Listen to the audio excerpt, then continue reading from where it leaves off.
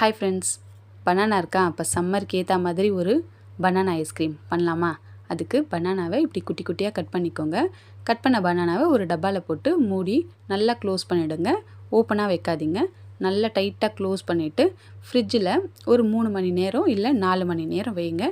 Banana நல்லா ice மாதிரி கெட்டியாக ஆகணும், அது வரைக்கும் வச்சுடுங்க. இதை மாதிரி ஆன பிறகு ஒரு மிக்சியில் போட்டுக்கோங்க.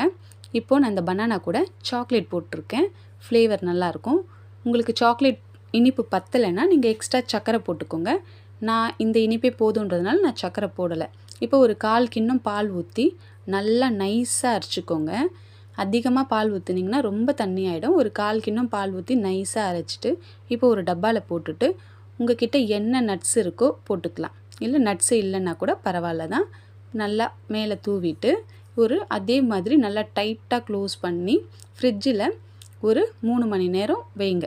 இல்லை ஒரு 2 மணி நேரம் வச்சு எடுக்கும்போது நீங்கள் கையில் அழுத்தி பார்த்தீங்கன்னா இது மாதிரி இருந்தால் இது பர்ஃபெக்டாக இருக்குதுன்னு அர்த்தம். அவ்வளோதான், சூப்பரான ஐஸ்கிரீம் ரெடி. நாளைக்கு இன்னொரு ஈஸியான சமையலில் பார்க்குறேன். பாய்.